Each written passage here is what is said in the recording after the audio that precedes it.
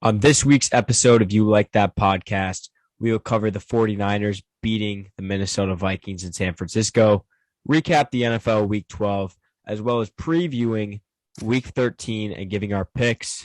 And then we'll finish it off with our Vikings versus the winless Lions preview.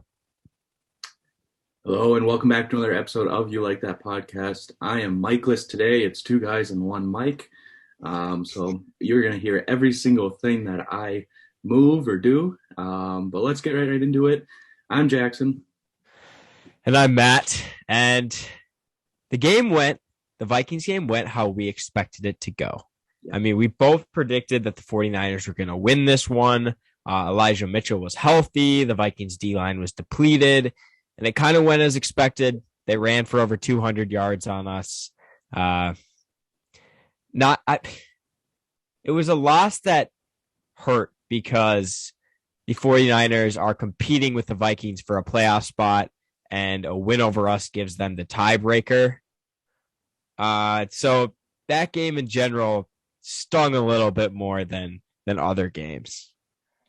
Yeah, I mean, the percentages before the game was somewhere around, if the Vikings won that game, it's an 80% chance to the winner, and then a 40% chance of making the playoffs to the loser, just because of the tight race. Not in the way that you would think for a tight race for the wild card. It's a tight race. Who's going to be 500 at the end of the season? Right. And the Vikings are under that right now. Right. And they're joining the rights with the Washington football team and the Falcons, and I think we're still in a wild card spot, just the last one. I think the football team took it over. Oh, wonderful. With their win. I think the football team took over that 7th wild card spot. I can check that real quick, but the NFC playoff picture is insane because everyone in the NFC is in the hunt other than like the Lions, Bears, and Seahawks. Like everyone's like 4-5 or 5-6, 4-7. Like everyone's still in that spot, and they added that 7th wild card spot this year. So a not that great of team is going to get into the playoffs. Yeah. I'm hoping that that's the Vikings, but I mean, we've got some work to do. We got an easy game this week. It should be against the Lions. So we got to win this one. If we don't win this one, it's going to be a tough race to get back up there. Yeah, for sure. And it starts with this week. We got to get a win, and let's get right into it. First off, let's go over to the 49ers loss. Kind of a frustrating game all around.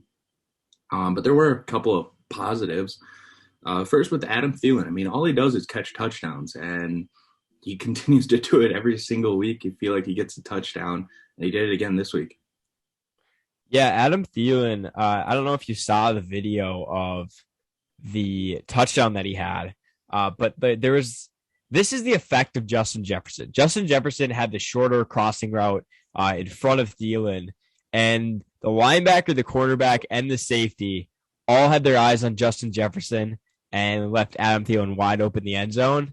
I mean, this is why it's so important to have more than one receiving threat on your offense. Because a guy like Justin Jefferson, even when he doesn't have the biggest impact stat-wise, he's going to create a lot of openings for your other pass catchers. Yeah, for sure. I mean, he was, like you said, he was wide open, and it was a heck of a catch by Adam Thielen.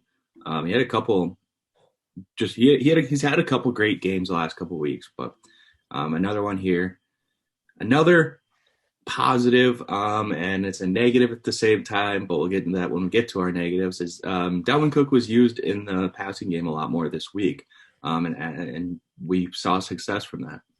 Yeah, I think this is the most we've gotten him involved all season. He had 6 catches for 64 yards before he went out of the game. That's something we've kind of been harping on. Dalvin Cook hasn't had good receiving stats this year, and it's not because he isn't a solid receiving back. I mean, he's not the greatest by any means, but he's a decent receiving back, and we just haven't really been getting him the ball. Everything's been basically just in a flat or a screen, and that's the only types of balls he caught. This week, we got 6 catches, and we were able to get him involved in that way, and it was very effective on that 49ers defense. Yeah, for sure. I mean, it's just unfortunate, the news that he got hurt. But again, we'll get into that in a little bit. But yeah, Dalvin Cook is such a dangerous player, and he's such a playmaker. It's absurd that a team like the Vikings with all this talent doesn't use him in that aspect, or hasn't used him in that way. So yeah, getting him going was nice to see. But then another running back with success. Oh boy, Yeah. I'm not going to even try right now. But Kene Nwangu had another Pretty touchdown close. on the kickoff. He just looks incredible. He looks like the next Cordero Patterson, or even better. I mean, two Okay, touchdowns two since touchdowns in what, 3 or 4 weeks? yeah, I think 4 weeks he has 2 return touchdowns. I saw a stat since the kickoff was moved forward, like meaning there's more kicks kicked out the back of the end zone. There's only been 2 players with 2 kickoff return touchdowns in a season. It was like Cordero Patterson a while back, and then someone else, but that's only happened 2 other times where a player has had 2 kick return touchdowns, and Nwangu has it in 4 games. yeah, it's That's insane. And insane. the thing I find the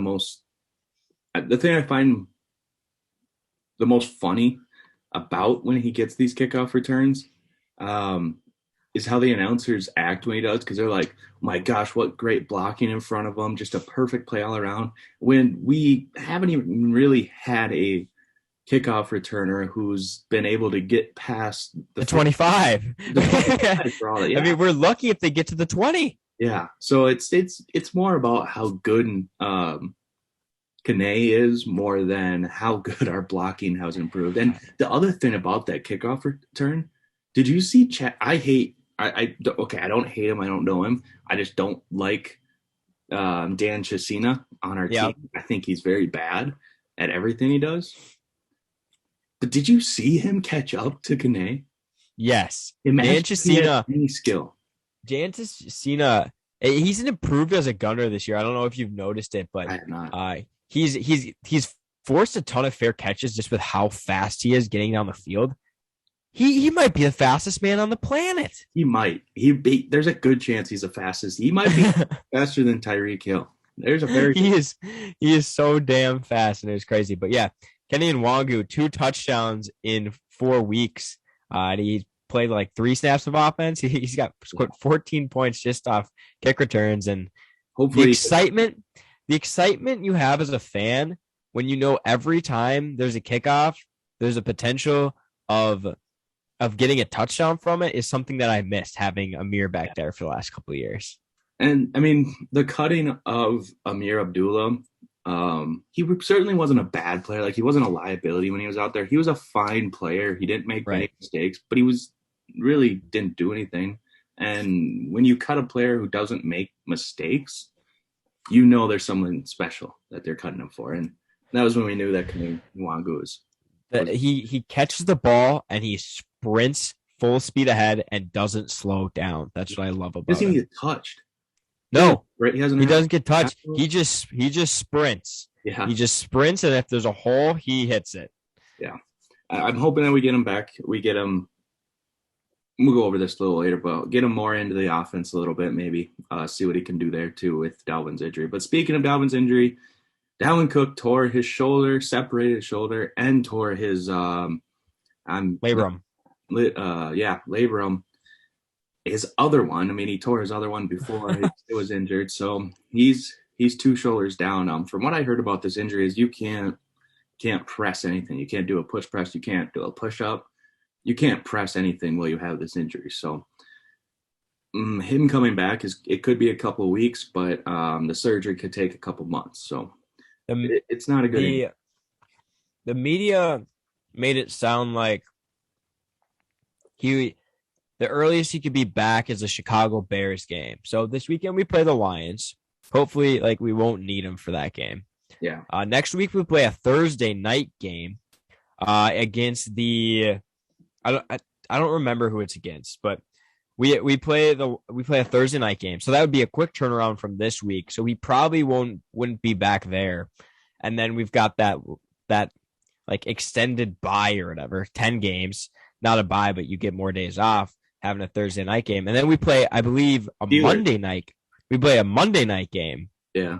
We play the Steelers on Thursday. That's what I'm going So we to. play the Lions Sunday. We play the Steelers next Thursday, and then I don't think we play the Bears until the Monday. So that's like, I don't know, 11 days off between the Steelers and the Bears. So hopefully Dalvin Cook's got a little extra time to get ready, come back from that injury, and hopefully he's good to go for that Bears game. Because even though they're bad, they always give us a run for our money. So Yeah. And having a player like Dalvin Cook out is obviously just horrible for a team. He's very important to the team, but the Vikings, if we had confidence in any coaching staff that we have on our roster, we have a team with so much talent where we can make do with what we got. It makes me a little nervous. I like Madison. He's had success when he's played, but he's not even half of what Dalvin Cook is.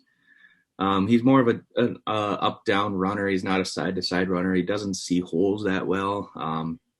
Decent pass catcher, though. And the games that we have upcoming, it's not like tough opponents by any means. They're some divisional opponents, which are always tough, but sucks to have Dalvin Cook hurt. It always does. But yeah, Dalvin Cook is going to be out a while. He had this injury on his other shoulder a couple of years ago, and they saved him for the playoffs. So I don't know if we see that happening. If we lose the next couple of games, he might opt to get surgery. But if we start winning, if we go the next 3 weeks, if we go 3-0, I feel like he'd come back. But that's just me. But another negative in this game, Oli Udoh. It seems like this guy, you don't see him getting beat like that much. Obviously, he gets beat. He's not a great offensive lineman, but just the flags, the penalties, it's absurd. And he's responsible for hurting Dalvin Cook. Yeah. That off the snap, Oli Udoh was blown into the backfield. I don't know. He got blown into the backfield probably faster than he could have run that fast. He hit Dalvin Cook right when Dalvin Cook got the ball, kind of collapsed on Dalvin Cook, and that's when Dalvin got hurt. We've talked about Oli basically all season with his penalty issues, and I feel like he's just getting worse every single week. It's got to be a time to think, what do we do with that right guard spot? Because obviously Oli's not the answer, at least this year. Mason Cole stepped in at center and played decently well.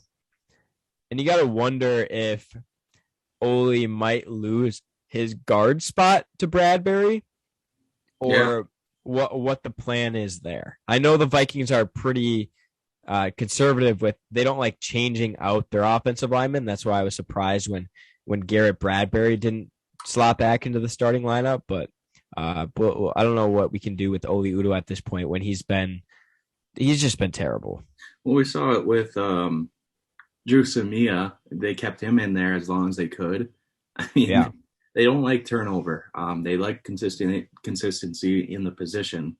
And I understand consistency, but not when you're consistently ass. Yeah, it doesn't make any sense. It's really bad. He was horrible again. The flags are hurting, and the flags are hurting Kirk too. Kirk, he looked good some moments in that game, and he looked really bad some moments in that game, and it pretty much cost the game. Justin Jefferson has to be super frustrated with that game just because of Kirk. Yeah, you could see Justin's frustration on the field.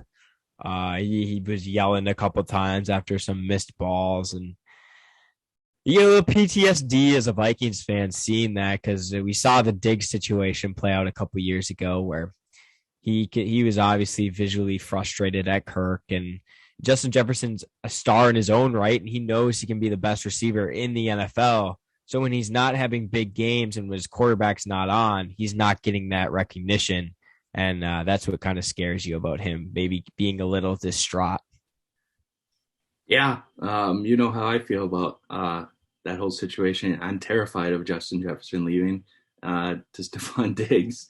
But yeah, those were kind of, you have to hit those if you're Kirk. Especially that 2-point. He was wide open. It was an incredible route by Justin Jefferson, and Kirk throws it into the dirt somehow. That's not what the Kirk. That was brutal.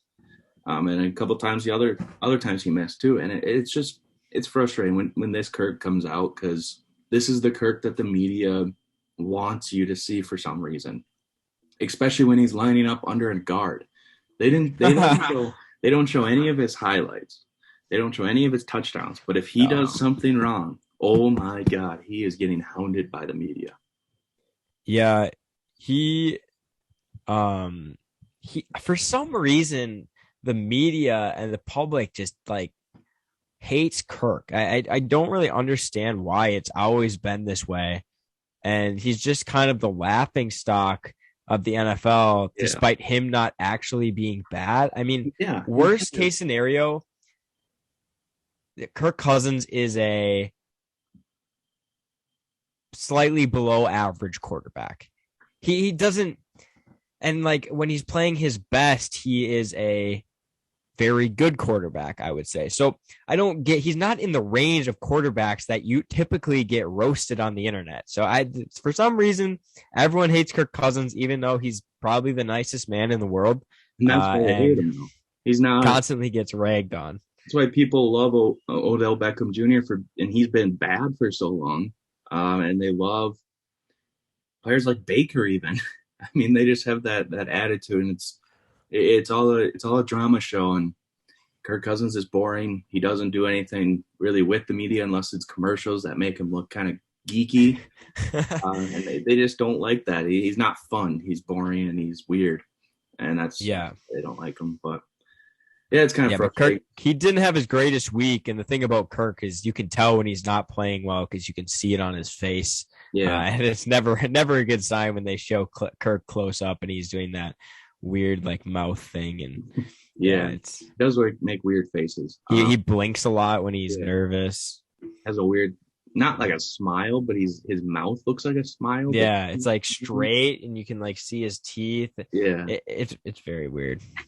But moving on to the defense, there was a couple positives, but man, it was a bad day on defense for the Vikings. It looked like the Vikings of last year, and injuries and other situations are the cause of that. But let's get into the positives. Armon Watts has been a surprise and really, really good all season long, with injuries and with COVID now with Dalvin. But Armon Watts has been a very good surprise. Yeah, Armon Watts had 5 pressures in this game, 1 sack. He's been great this year. He's probably, I would say, I can't think of anyone else. Tell me a name if I'm wrong here, but I'd say he's probably the most improved Viking this season. Yeah, he's been very good, and I know Sheldon Richardson is going to be a free agent this offseason, and he probably won't be re-signed, but it doesn't really matter because Armon Watts has kind of stepped into that rotational 3 technique role and played extremely well and has gotten a lot of pressure on the quarterback this year. Breaking news. Not really. Oh, God. Nothing to do with the Vikings, but Adrian Peterson is visiting the Seahawks. Whenever Adrian Peterson is visiting somewhere, it's newsworthy. But yeah, I mean, Armon Watts was really good.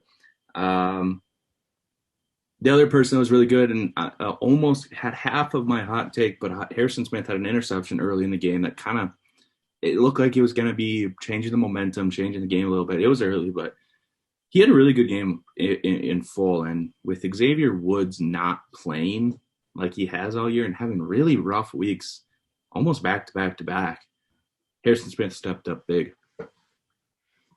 Yeah, Harrison Smith had a really good game. The interception early was huge. Garoppolo looked off early, and we took advantage of it.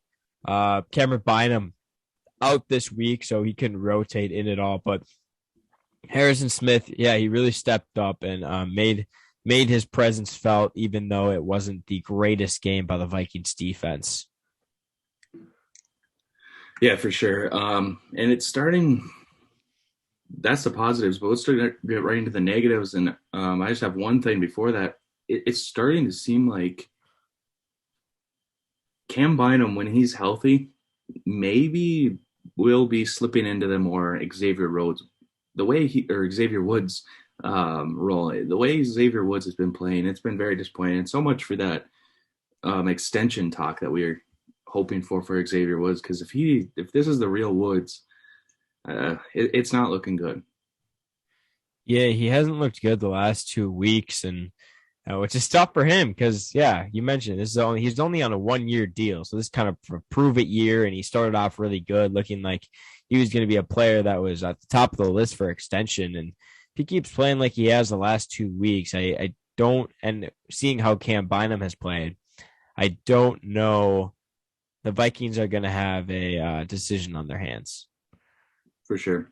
Um, but then you look in the right in front of the safety group. I mean, the run defense, it was horrible. Armon Watts had a great game, pass rushing, but without Michael Pierce and without Dalvin Tomlinson, you have Sheldon Richardson, pass rushing D tackle, Armon Watts, pass rushing D tackle, James Lynch, pass rushing D tackle.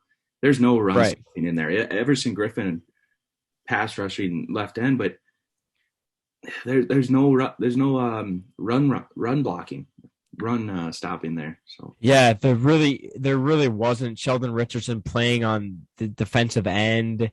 Armand Watts, James Lynch, DJ Wanham, who was not good at that. And then behind them, Anthony Barr goes out. Nick Vigil is one of the worst run defending linebackers in the NFL.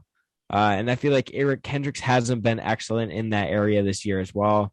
So there really wasn't anyone out there that's excellent at stopping the run. And we saw the Niners, their big offensive line, Trent Williams, just kind of pound us into the dirt. And Eli Mitchell ran for like 6 yards a carry. yeah, it was really frustrating. Eli Mitchell, it seemed like he ran every single play that whole game because Jimmy wasn't good. If we got a lead, say in the third quarter, Jimmy's not running that or passing that ball for a comeback. He was not good in that game.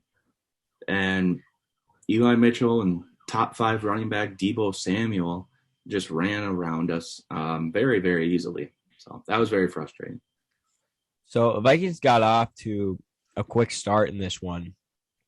And you mentioned Garoppolo not being able to come back if they're down.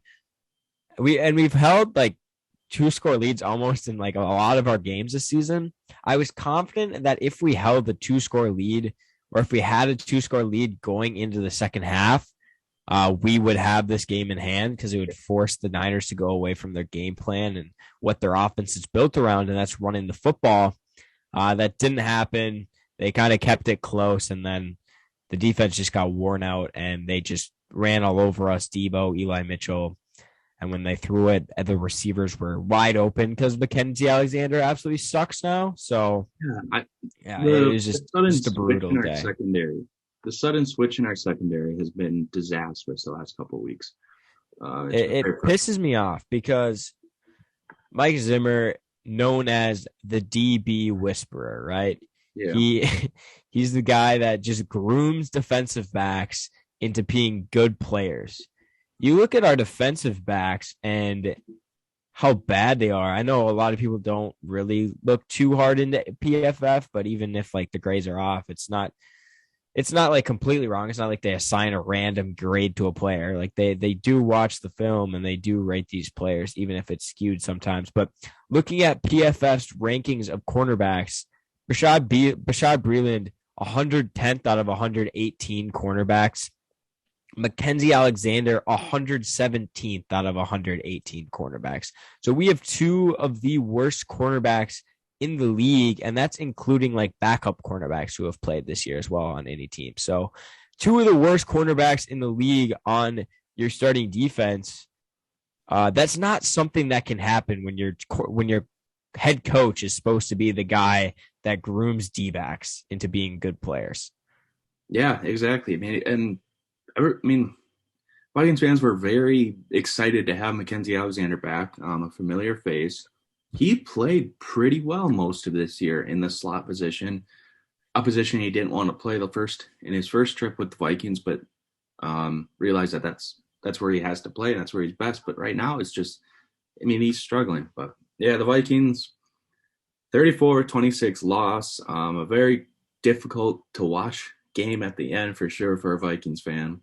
For sure. But let's get into this week 12 action. Start with the Bears and the Lions. Let's start with the Thanksgiving games. The Bears and the Lions. Lions always tradition to lose on Thanksgiving, so none the different here. Just a horrible game. Yeah. I don't think the Lions are the worst team in the NFL. No, I don't. I'd agree with that. They have kept so many games close. Like normally a team that's is winless gets blown out nearly every game. They've kept so many games close and find a way to just fuck it up in the end. Dan Campbell completely screwed this game. The Bears would have kicked a field goal and the Lions would have at least had time to drive the ball down the field with a chance to win. Instead, they call 2 timeouts on the same play. The Bears get a first down, run down the clock, and just kick the field goal as time expires. I mean, we blame none of these games on Dan Campbell, just because like we think he's a decent coach, and the Lions have played like better than we expected them to, even though they're winless. But yeah, he totally messed this one up. Yeah, absolutely. And the weird thing about the Bears, who they played, I almost feel more confident for them, when Andy Dalton is playing more than Justin Fields. And I felt that way, oddly, about when they had Mitch Trubisky. Whoever the other quarterback was, I felt more confident that they were going to win when the other quarterback was playing. They just ruined draft picks, and it's just weird to see. But Bears are bad. Lions are bad. I mean, the Bears put up 16 points on the Lions, the worst defense in the NFL. Yeah. I mean, Andy Dalton played fine. He threw for 300 yards and a touchdown, which is something that, I mean, is better than Justin Fields can do right now. Justin Fields he's maybe had one good game, but Andy Dalton gets a win for the Bears against the Lions, barely. It would have just been funny if the Bears would have lost that game. Yeah. I don't know what the stat is, but it feels like forever since I've seen the Lions win on Thanksgiving. It just feels like such a long time ago. Because we've played in the last 5 years at least, and we beat them both times. But yeah, they're just a poverty franchise. They can't get it turned around, and I mean, I don't know what it feels like to be a Lions fan, but it's got to be tough. There can't be too many hardcore ones left after all of this time of suffering. Yeah. But moving on to the next Thanksgiving Day game, the Raiders versus the Cowboys.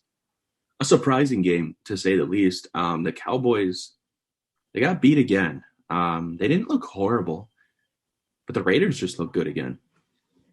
Yeah, I mean, I keep saying every week on this podcast, the Raiders are done. The Raiders are done. Like, so many things have happened to them. They're just going to fall into a hole at the end of the season like they normally do. They're sticking around. I mean, I got to give them credit. I still think they're a bad team, but they're sticking around. They're finding a way to win games. They're 6-5. They're a 6-5 team right now. It's a pretty solid record. It's better than your Minnesota Vikings. So, I mean, the Raiders, got to give props to them for beating the Cowboys here. Obviously, the Cowboys were down Amari Cooper and CeeDee Lamb for this one. But their passing attack, I mean, still worked pretty well. I had to talk about Zeke, though. This is supposed to be the Zeke turnaround year. Dak Prescott is back from injury. The offense is there. Zeke is apparently fit. He hasn't been fit in a while, in a couple of years. He came back more in shape than he has been in a while. He just doesn't look good. I just think the Zeke days are numbered. I'm not scared of Zeke anymore. Yeah, I remember you saying this actually a couple of years ago, that he just looked different. He did slim down a little bit this year, but now he's going to be limited with some soreness. And yeah, I mean, running backs' lives are certainly shorter, and we've seen that with many great running backs who've had maybe three good years, and then it goes down the drain. And look at Todd Gurley; he was the best back in the league for at least 2 years, and he's not even on a team anymore. Yeah. He's not 30 years old either. I mean, that was what, 3 years ago was when the Rams went to the Super Bowl and Todd Gurley was almost a lock for like 30 fantasy points a week with how good he was. And then one little thing and you go you go away. I mean, like his And it's not like he fell off this year. Like no. the year after that, he was significantly worse. And then last year, he played for the Falcons, and he had like fine numbers, but he you could visually see that was a totally different player. Yeah, for sure. And now he's not even on a roster. But yeah, that happens a lot. I mean, a person the Vikings just tried out as well. Kerryon Johnson was a first round pick by the Lions. It looked pretty good. It actually looked like he was going to win Rookie of the Year. And then he got hurt and injuries kept piling up. And now he's a free agent and really hasn't stuck anywhere. But yeah, I mean, Zeke's time as an elite back is definitely numbered. And we can argue that Dalvin Cook's time as an elite back is numbered. I mean, you don't want to hear it. Right. With all these injuries piling up, the running backs they're scary. Running backs are a position that you don't want to pay big money. Yeah. And I've talked about this before, but I'm a really big Dalvin Cook fan. I love the guy. He's a great running back, but even when it was time a possible extension for him, I was saying that we probably should not do it. We end up doing it, and Dalvin played decently well last year. But I think we can all admit, I don't think we've talked about this yet because I don't want to realize it yet. He's looked a step slow this year. He hasn't looked like the normal Dalvin Cook. He hasn't been averaging the yards per carry that he has in the past. He hasn't been getting in the end zone as much. He doesn't look like Dalvin Cook that is 100%. He hasn't for a while. No, not this. And that scared me. That scares me because we just gave him a ton of money, and if he's already declining, who knows what he's going to look like next year? Who knows what he's going to look like in 2 years? Like, this is a player that we know running backs decline fast, and it sometimes just comes out of nowhere, even for the best guys. So the Dalvin Cook contract for a player that is reaching for running backs, which is the back end of his prime, when he's injury prone, is scary to me. Absolutely. And speaking of injuries, let's move on to the Saints and the Bills, the final game on Thanksgiving Day. The Saints got screwed by injuries big, and their season seems to be over, essentially over because of it. And they played the Bills. No, their savior is coming back, Jackson. Sorry, Taysom Hill is coming back as their starting quarterback because the Trevor Siemian QB1 time is done. And the Saints are done. Siemian has looked awful. And we knew this with his time with Minnesota, that he was bad. So when it was announced as he's going to be the starting quarterback when Jameis goes down, we knew it probably wasn't going to go well. He had a throw against the Bills where he didn't get touched, and he did rethrow it, but it stuck in his hand, and he threw it straight into the ground. That happened to Trevor Siemian the other day. It was something that Ben Roethlisberger does on occasion. It was pretty embarrassing. The Saints lose by a lot, and the Bills continue to remain a super confusing team. They blow a team out 1 week, they get blown out the next week. The Bills are just a wild. They're a wild card at this point. I don't know what to expect from them every week. Yeah, me either. It's either because the Saints are a good defense. Yeah, and they ran through them with ease. Not that their offense helped them, giving the Bills good field position, but they didn't stand a chance from the first quarter on. Yeah, absolutely. I mean, the Saints are in trouble unless Sean Payton's best friend Taysom Hill can come in and dominate, which we all know won't happen. Well, I mean, sometimes he pulls something out, but he's not a good. He doesn't throw the ball. He doesn't throw the ball well. No. But the Saints are in trouble. But we'll move on to the Falcons versus the Giants, the next game on the slate. Just a bad game all the way around. But the Falcons, they're technically in the hunt. They are. They play the Jags this week. Barely snuck by them. Gross game. The Jaguars are bad. Trevor Lawrence looks terrible. The Falcons are down Calvin Ridley. Cordell Patterson's their best offensive player, which is something I thought I'd never say. Uh, it's just a game that nobody watched. So I watched bits and pieces of this one through Red Zone, but I mean they weren't on Red Zone very much because there wasn't much scoring in that game. Yeah, I mean, it seems like the Falcons run through Cordell Patterson. When he plays good, they play better, which is so odd, so weird to say. But next game, not too much better, but the Jets versus the Texans. I mean, it's tough to watch these games. Yeah, I mean Jets Texans. Another is worse. That's a worse game than Falcons Jaguars, and these teams are both basically eliminated from the playoffs. I'm just sick of having them on TV because I don't want to watch how bad of football they play. Like the difference between watching the Jets versus Texans and like Rams Packers, it's a completely different sport. Yeah, yeah. Yeah, it's like how I feel when the Vikings do play at 12 o'clock, they lose because of bad play call. And then I go to watch like the Chiefs, just a completely different game. Yeah. Um, but yeah, I mean the Texans and the Jets. David Johnson's another great example of downfalls of running backs. I mean, he had a couple injuries, and there goes his career pretty much. I mean, he sticks to a team. He got traded.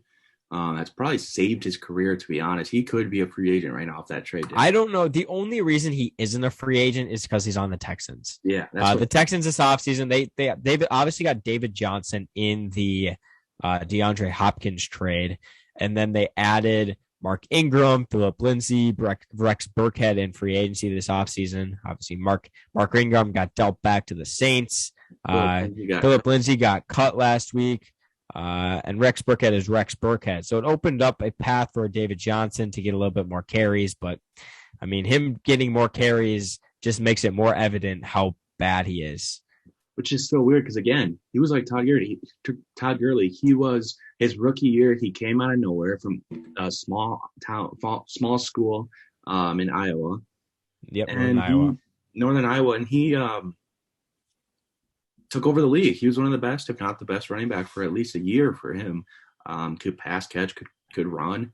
And then injuries started piling up. And it just – the career went down the toilet for him pretty much. And again, like I said, if he's not, like you said, if he's not on the Texans, he could be a free agent, just like Todd Gurley.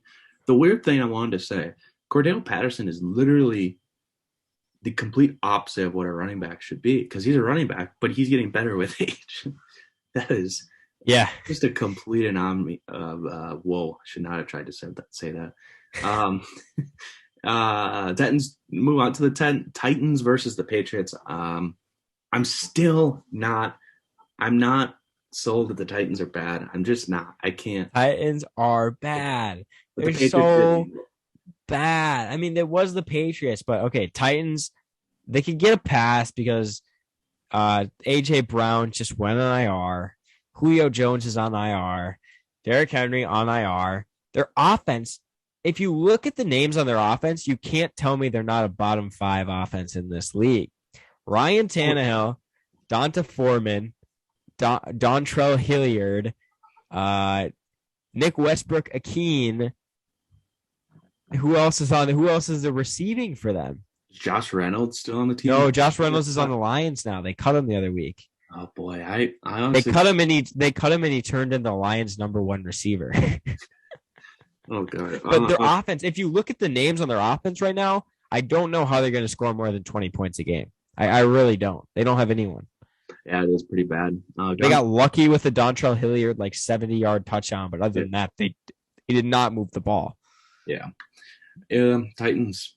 They just need to be healthy, and it doesn't look like it's going to happen anytime soon. I mean, they were top of the AFC just last week. Yeah. So it's not like they're not going to make the playoffs. They're probably going to make the playoffs. Yeah, I mean, they only have to win how many wins they have? 8? Yeah. They have to win 2 more games to make the playoffs. So yeah. But yeah, I mean, the Patriots team rolled past the Titans.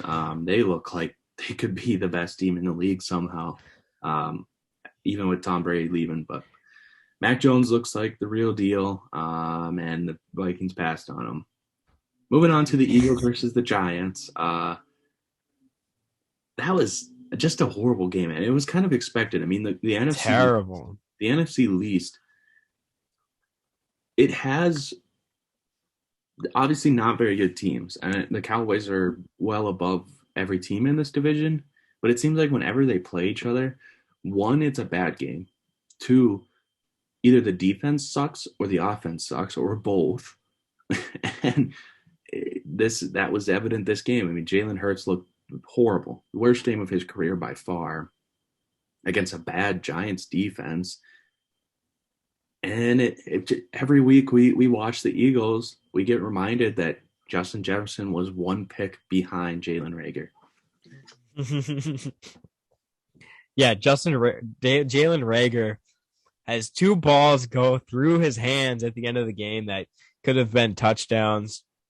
I mean, Philly's calling for his head, saying, cut this guy. He's terrible. He's a joke. I mean, he's probably going to get death threat. He definitely has gotten death threats in Philly, actually. The Jalen Reagor experiment is just about over. The guy is dust. Yeah. It's just weird. And you have to think, like, what if Justin Jefferson went in front of us and Jalen Reagor went to us? Like, I don't pick Jalen Reagor. Would he be this bad? I need to know that. You think so? He would. He would be this bad. Or would he be just average? No, he would be this bad. I mean, drafting is about situations. So I've always wondered that if they really made that big of a mistake or they ruined the kid. But yeah, that was when the Eagles lost to the Giants. The Giants, a big win for us, really for the Vikings. Yep. Really in the big scheme of things. But yeah. Anytime a NFC team with a similar record to us loses is a good day for us. Yeah. And the Eagles are competing with us with like 5 other teams for that last wild card spot. So them losing to a terrible Giants team helps us out a little bit. We got Buccaneers Colts. Story of this game probably wasn't the football game. It was Vita Vea taking a helmet to the mouth and his tooth flying out of his mouth. And then the psychopath that he is walking over the sideline, blood flowing out of his mouth, just smiling, like laughing, like, my tooth just got knocked out. Every time I see, like, he's that kind of player where you don't like, he's like a Linval. When Linval's in his prime, you don't like notice him that often. But when you do, he just increases up the ladder to being your favorite player in the league. He's so much fun to watch, and he's so good too. He is that the Buccaneers' run defense has been top of the league for the last 2 years, and he's the reason why. Yeah, and he's ginormous too. And huge, extremely strong. I would not want to block him. But yeah, the Buccaneers beat the Colts. The Colts had a lead for most of the game, and then Carson Wentz just went full Carson Wentz of old but new but old. The mid section of his Philly run. Carson Wentz is a quarterback that if a bipolar quarterback existed, yeah, like there's 2 sides of Carson Wentz. There's MVP Carson Wentz, and there's Carson Wentz. Anytime there's pressure, he throws it 100 yards into the air and hopes someone comes down with it, and it's usually the defense. Yes, or throws with his left foot. Yes. But yeah, he still had a decent day. It's not like he had bad numbers behind him. I mean, he was one of the top passers this last week, but his turnovers gave the Bucs life, and that's what happened. The other weird thing is they didn't really use Jonathan Taylor, who's had monster weeks the last couple of weeks, who's been rising up people's list of top running backs in the league. They didn't use him until later in the game, which is a little small note, but it was kind of weird. Next game, Steelers versus the Bengals. Another divisional battle in the NFC South. The AFC North. AFC North. Exact opposite. The AFC North. I mean, it's weird. Ben Roethlisberger, he hasn't looked good at any games this year. But he hasn't looked so bad. He hasn't looked this bad in any games except when he plays the Bengals. He makes such embarrassing plays against the Bengals, but the Bengals destroyed the Steelers, absolutely demolished. But the Steelers were still afraid to put in to take out Ben Roethlisberger just because they won't Rudolph to play. They're gonna let him finish. They're gonna let him finish out the year. Yeah. Let him retire without the embarrassment of getting benched. Yeah. Yeah, they look bad. The Bengals look really good. The Bengals are a really good team. Their offense is scary. Yeah. They've got Jamar Chase, who's quickly becoming a top 10 receiver in the league. You got T. Higgins, who is really good in his own right, and then Tyler Boyd, who's an excellent slot receiver, and then Joe Mixon, great running back. He's had injury issues in the past, but he's been healthy this year. He has 6 rushing touchdowns in the last 3 weeks. He ran for 160 in this one against the Steelers defense. Their offense is scary. Their defense is still a little inconsistent. But once they fix that, I mean, they got Trey Hendrickson in free agency, who's had an excellent year. Once they add more pieces to their defense, the Bengals could be a threat for a while because they have a lot of good young pieces. And you forgot about their main piece. I mean, Joe Burrow, their number 1 pick, who obviously had an injury last year. I want to see what kind of year he could have put together because he had a pretty good year last year before he got injured. But yeah, the team, they rebuilt from the offense, their weapons. They got their weapons. They did a weird rebuild. You usually see like teams like the 49ers build in the trenches and build out. They got their linemen. The Bengals didn't do that. They really don't. They got Trey Hendrickson, but they really don't have any other linemen. Their offensive line is – they got Jonah Williams not too long ago, but their offensive line is not too good. And it's not like they haven't tried. I mean, I could be wrong, but they drafted Billy Price in the first round. He had injury issues. Jonah Williams was a top Jonah Williams pick. I think that's it for their first round lineman, but they're just not hitting on these guys. But once they do, I mean, yeah, they're going to be a dangerous team in the AFC for sure. And everyone was yelling at them in the draft. Yes, Jamar Chase is amazing, but Penei Sewell is a generational left tackle. I was one of those people. That said Joe Burrow's just coming off a huge injury. If he gets injured again, it's probably going to ruin his career. Let's be honest. You get 2 injuries at the beginning of your career. You've got a large hill to climb after that. They end up not taking Sewell, taking Chase. And I did not think it was the best pick, but I mean, it's turned out excellent. The connection between those two has been great, and the Bengals are rolling. So, I mean, good by the Bengals for not listening to the general consensus of pick Sewell and going with what they think is best for their offense. Sometimes I'm amazed just looking out the street in downtown Bemidji, but yeah, I agree with that. Moving on to the Panthers and the Dolphins. Boy, the Cam Newton is back theory did not work out this week. He got benched for PJ Walker, one of the worst passing ratings ever. And the Dolphins continue a streak where they played bad teams, but they win. I mean, you can't go to the playoffs losing to bad teams, so they're beating them. Yeah, the Panthers suck. Yeah. They've sucked after the first 4 weeks, I believe. They've looked like one of the worst teams in the league. The Dolphins, their defense is getting there. Their defense has been really good, actually, and Tua's playing a lot better. They're creeping their way back up towards 500. They've got 2 easy games ahead of them on the schedule. Don't count the Dolphins out yet because they're on a win streak. Yeah. Head coach saving his job too, as of late too. Yeah. And Tua's proving you right now, Matt. Yes. He's looking pretty good. Tua's not bad. Hashtag Tua is not bad. But yeah, there's not much else to talk about that game. The Dolphins took care of the Panthers. Moving on to the Chargers versus the Broncos. I really don't know what to think of the Chargers. I've been on the I don't know what to think about the Chargers train for the last 5 weeks.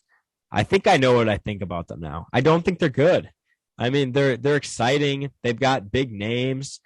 I mean, they've got good players, but they're 4-6. They've lost a couple bad games this season. I mean, they had that win over the Chiefs, and I think they have another pretty big win. But for the most part, the Chargers have been very inconsistent, I would say, for one. And they're 4-6, so they're obviously not as good as everyone thinks they are at this point. Yeah, the one thing about Justin Herbert, When he's good, he's very good. He's worth that pick. He's one of the best young quarterbacks in the NFL, but he's also very inconsistent. He makes some throws that are very questionable. His decision making is off sometimes. His pocket awareness isn't as good as people think sometimes. He's a young quarterback learning still, and when he's off, the team's off. Yeah, Chargers. I mean, they've got big hopes for the future. They got a lot of young talent, but as of right now, they're just not playing good football. We moved to a couple NFC powerhouses playing each other in Lambeau this week. Rams, Packers. Rams came into this game with a 2-game losing streak, and they extended against the Packers. Now at 3, then the Rams lose another game. Even though he had a good game, the Rams lose another game with OBJ. They have not won a game with him. He got a touchdown though. He had 5 catches, 81 yards, and a touchdown. So he played well, but the Rams lost. OBJ curse. I mean, Matthew Stafford, he's making people look or like regret saying he's so underrated these years. I mean, he when he's good, he is a very good quarterback. And the report came out that he's battling like 3 different injuries. I don't know how much those are affecting him. He's always injuries, unless that's an excuse. Yeah, he's always been that guy, but he's also a guy who's played through a ton of bad injuries. So the injury could be worse than we know, and he's just playing through it because he's always been that way. But I don't know. I don't know how much that's affecting him or if it's just kind of an excuse. I mean, I've never been like a guy who loves Matthew Stafford. Obviously, he's an NFC North rival for a long time. He's never really a threat. I've never been scared of him when we play him. I don't hate him. I'm sick of the he's underrated narrative because he was on the Lions. You got to start winning games. You have a super team. You're the centerpiece of this super team. You have to win some games, and you can't be. He's always injured. Whenever they start losing with the Lions, it was every week, but he's always injured. He's playing through injuries. If he's really playing through injuries, then sit out for a while. Get healthy again. I don't need to hear that you're playing through injuries. Yeah, you're tough. We all know how tough you are. All football players are tough. Sit out for a couple weeks. I don't need to hear excuses on why you're losing. If you're losing because you're hurt, you need to have a healthy quarterback in there. You're putting the team at risk then. Who is the Rams' backup quarterback? I could not. I mean, there's probably a reason that they don't want to put Stafford on the bench because the guy that played their backup quarterback is Wolford. John Wolford. Yeah, Wolford, yeah. That's probably why, because their backup quarterback is John Wolford. But he almost won a playoff game last year. He did. He almost did. But Packers take care of the Rams, moved us 9-3. I mean, I hate the Packers. They never can go on like a big losing streak. No, it's very frustrating. So yeah, Packers win, Rams lose, Rams fall to 7-4. Then we got Browns, Ravens, AFC, another AFC North matchup. Lamar Jackson throws 4 interceptions. They must have lost by 30, right? Yeah. Browns must have taken advantage of those. No, they won. Lamar throws 4 picks and wins the game. I know a lot of people are talking about this, but they're saying if Kirk threw 4 interceptions, the Vikings would lose by 40 points. Oh, for sure. The media would say he's an ass quarterback for the rest of his career based on that performance. Lamar throws 4 picks and no one really talks about it, and the Ravens win. Even if Kirk threw 4 interceptions and we won, people would still hark on Kirk Cousins on how bad he played. Lamar gets praised for winning the game. I mean, yeah, it's just a Kirk narrative, and it always will be that way. But yeah, the Browns, I feel bad for their fans, man. They had one year where it was exciting. There was hope. There was hope that they could even get better and win the AFC North finally, be on top of the AFC North, and now they suck again. And I just don't know how it's going to get better unless they find another quarterback. Baker's gotten worse and worse each week. I don't think the confidence thing of everybody saying how bad he is helps, but the Browns are laughable again. The Ravens take care of the Browns, even though they threw 4 interceptions. And the last game of the last game of the week was the Seahawks versus the football team. I mean, what are the Seahawks? What happened? The Seahawks seem like they were in trouble when they traded Jamal Adams. They have a first round pick that's going to be above or right next to the Jets for their pick, and the Jets are going to have that pick because they got rid of Jamal Adams. Yeah. Jamal Adams gets an interception this week, and everyone was so roasting him for it because he passed Vince Wilfork. Because he passed Vince Wilfork, which is hilarious. Seahawks suck. I keep waiting for the Seahawks week where they finally get over this hump and get back to normal. Thought possibly this was a scenario for it. No, they still look like one of the worst teams in the league. Yeah, they don't have a running game. I was like we said earlier in the podcast, they're trying out Adrian Peterson, but yeah, cringy Russell Wilson. I almost said Russell Westbrook. Russell Wilson sucks. I like seeing it. I don't like Russell Wilson just because he's tortured the Vikings for so long, and I think he's the cringiest and weirdest player. He's cringier than Kirk Cousins, and I cannot stand him. But I cannot stand Russell Wilson, so I'm glad that they suck. All right, that's enough for the games. That's all the overview. Let's get into the Vikings versus the Lions preview. Start with the offense. Where can we exploit this horrible 0-win team? Okay, so we played them already this year. We barely won. We won on a last-second kick. Justin Jefferson, when targeted, had an excellent game. Seemed to be always wide open, but we didn't. That was the stretch where the Vikings didn't throw the football. They didn't throw the ball downfield. We see how weak their secondary is. We saw how well Jefferson did last game when he was targeted. Just throw the ball. Your starting running back's hurt. Alexander Mattison isn't great. You just need to throw the ball in this game. Let your wide receivers make plays. Every single one of our wide receivers is better than every single one of their corners. So let them make plays. Let them get downfield. Let them get open. And we just need to feed our best playmakers against the worst secondary in the league. Yeah, the only difference with this Lions defense from the last time we played them was Aquara was out, so they do have somewhat of a pass rush. He's their best pass rusher. He's had a decent year, but yeah, they don't have much else of a pass rush. He's going up against Brian O'Neill, who is Brian O'Neill, so he should be able to shut him down. But yeah, you got to do everything you can. You got to pass the ball. You got to run. When you don't have to run the ball on 2nd and 30. You can try and pass the ball on 2nd and 30. I don't know. Right. There's space. It's not like the secondary is going to lock us down. If it's 2nd and 15, or a scenario that we always run, or 2nd and 10, a scenario we run the ball in a lot, maybe throw the ball because even though if they know we're going to pass, people are still going to get open because we're going to win those matchups. Like just because they know we're going to pass doesn't mean we can't do it. And that we just pretty much explained what our struggle could be is bad play call. Really, the only way we're going to lose to the Lions, this could bite me in the ass, but the only way we're going to lose to the Lions is we beat ourselves. Yeah, with bad play calling. The coaches pretty much beat us because we have the players to beat this game. We have the players to win against the Lions by 30. We won't do it, but we do have the players to do so. But yeah, that was the offense. Let's go into the defense now. It gets worse for this Lions. The Lions' strong suit, I could argue, is the defense. So is not that good. Obviously, they have like you said, Josh Reynolds is their number one receiver, who they just picked up not too long ago.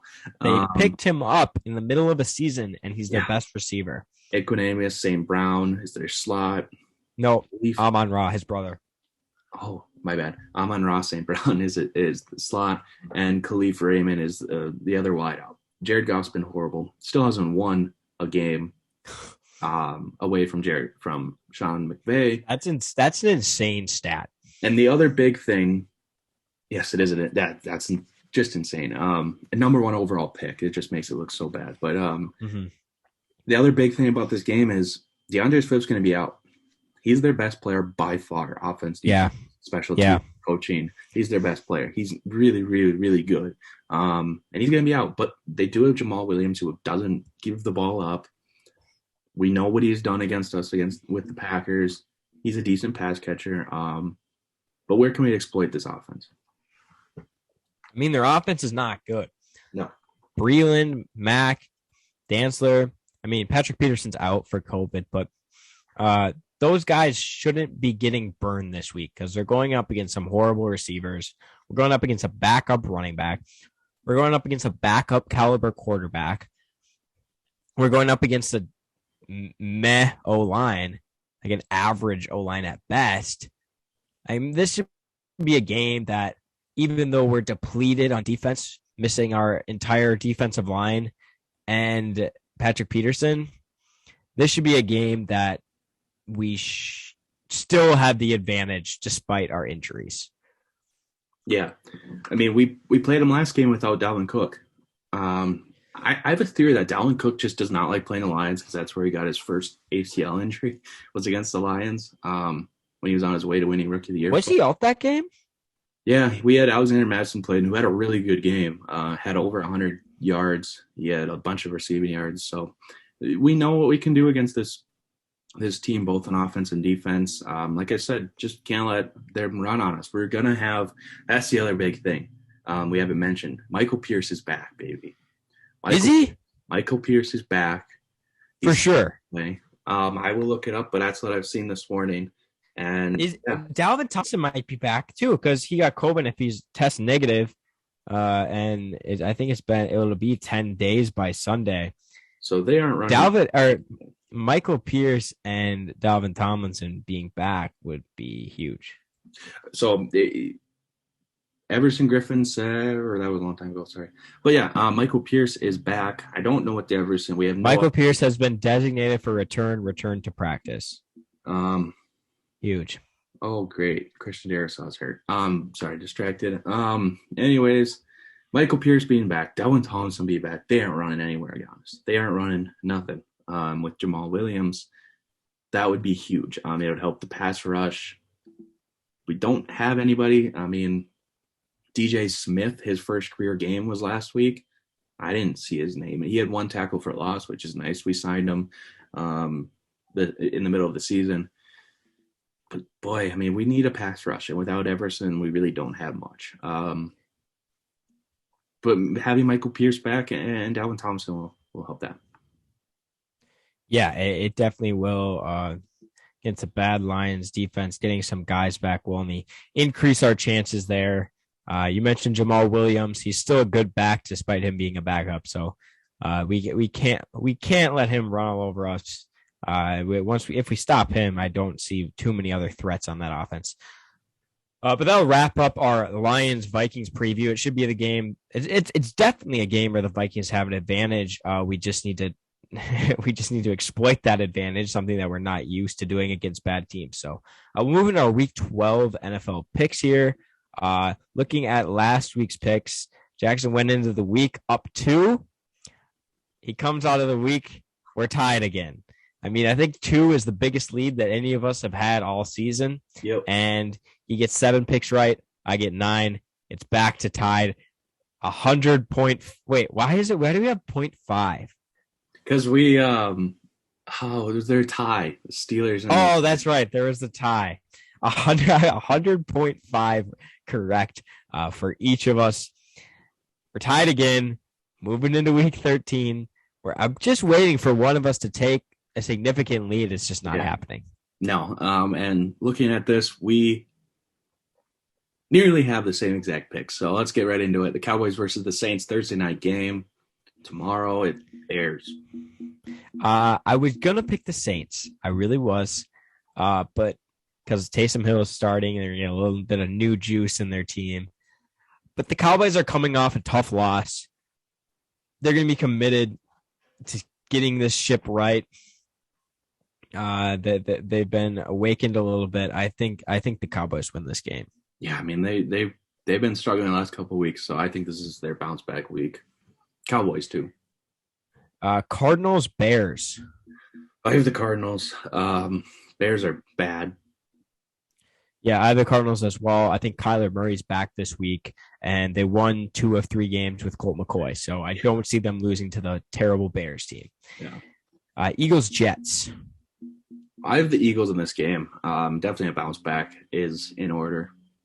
Yeah, I mean, the Jets defense is terrible. So Yeah. even though Jalen Hurts can't throw the ball downfield, and when he does, Jalen Reagor can't catch it, the Jets defense is so bad that everyone will be wide open. Colts, Texans. Oh, I have the Colts in this one. I also have the Colts. I mean, Pretty easy. I think the Texans are the worst team in the league. So, I mean, the Colts have been playing some pretty good football for the most part. Chargers, Bengals. This could be a game where I see the Chargers wake up Definitely. a little bit. Definitely. But I do still have the Bengals. I just can't pick against the Bengals right now. The Bengals are playing such good football right now. A lot of good balance with Joe Mixon running the ball 20 times a game. Joe Burrow slinging the rock to his receivers. I have the Bengals in this one too. Buccaneers, Falcons. I have the Buccaneers. It's pretty. I mean, it's a divisional rival, divisional game. We know how not just Tom, but the Buccaneers for some reason struggle against divisional games they should win. But I do have the Buccaneers. I have the Buccaneers as well. I think this might be a game that is 40-0. Really? Yes, I do. I think the Falcons are somehow hanging on when they shouldn't be. They've just been playing bad teams. They're going to face the Bucs here, and they're just going to get smoked. Giants, Dolphins. I mean, this was a really difficult one. I like the Dolphins. I don't like my choice here, but I'm going to change it. Change change. If you want to change it, change it. I think I'm going to go. The week hasn't started yet. If you feel like I'm going to go Dolphins, they're going to win. Okay, there you go. The Dolphins been playing the best football of the season for them so far. The Giants, yes, they're coming off a win, but I just think the Dolphins are a much better team at this point. Yeah. Broncos, Chiefs. Chiefs. Their Chiefs are. I believe they came off their bye week. They're going to be nice and rested, and they're going to absolutely take it. I mean, the Broncos. They came off a nice win with the Cowboys, but I just think the Chiefs are going to win. Yeah, the Chiefs are playing some good football. I just think their offense is too much for the Broncos at this point. The football team, Raiders. I have football team, and this is completely flipped from what it should be because I usually pick the Raiders. I just like how the football team's playing right now, and especially because we need the football team to lose, especially to an AFC opponent. It would be huge. Right. So that means the football team's going to win. I picked the Raiders for like the exact opposite team. For reason, it seems like the teams that we need to lose keep losing. I feel like the NFC teams close to us keep losing and keeping us in this race. So I think the Raiders do it again. I think they knock off the what is the now pretty hot football team. Yeah. Then next game we got Ravens Steelers. I have Ravens, divisional game. Ravens came off kind of a bad game that they should have lost, so you technically could say bounce back game. Yeah, definitely a bounce back game for the Ravens here. They've been playing bad on primetime. So is Lamar Jackson the next Kirk Cousins? Maybe. Except worse, Lamar Jackson throws 4 interceptions on primetime. Imagine if Kirk did that. Oh my God. Wait. He might be the next Kirk. He's the next Kirk. He fails. He fails in the playoffs. He plays bad on primetime. He's not vaccinated. He's not vaccinated. He's the Kirk. He's the opposite of Kirk Cousins. Kirk Cousins gets all the hate, but Lamar does all the same things, but he gets no hate. The only thing Lamar does different. I mean, their play styles are exactly opposite. But it's Kirk, reincarnated Kirk. Yes. Ravens in this one. Jaguars, Rams. Rams. I'll take the Rams. I don't think they're going to lose to the Jaguars. I think there's a better chance Urban Meyer leaves to coach Notre Dame this week than there is that the Jaguars win this game. Yeah. So, Rams. Sunday Night Football, 49ers, Seahawks. I put down the Seahawks at first, and then I switched my answer right away just because I can't trust the Seahawks right now. The Seahawks defense is trash. It's horrible. The 49ers have been running the ball very well the last couple of weeks. Their team's been getting going. I think they're just going to enforce their will on the Seahawks. Although divisional game. So, I mean, this could be the get right spot for Seattle that we've been looking for. It should be huge for us. So go Seattle. Monday Night Football, we got Patriot. A lot of divisional games this week. Must be right. We got Monday Night Football, Patriots, Bills.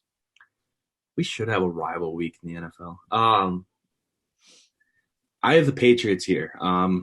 One reason is because I feel like we need to split this game just because this game is going to be probably the best game of the week. And it should be really close. Patriots are right now the top, one of the best teams in the AFC. They don't like losing to the Bills. They never did lose to the Bills with Tom, and they don't want to lose to him still without him, especially when they're a good team again. So the Patriots aren't going to want to lose. Is it in Buffalo? It is in Buffalo, I believe. Okay. I'm going to pick the Patriots. I have the Bills. The Patriots have been playing the best football in the NFL. But they've been playing so well, they got to catch a loss here soon. I think the Bills is definitely an opponent that they can do that. Bill doesn't want them to peak too early before the playoffs. True. So maybe he's going to tank this game, show his team that they aren't invincible, lose to a good division rival, and then they can saddle back up and start playing better football. I think this is a spot where one of the few losses that the Patriots take the rest of the season. Okay.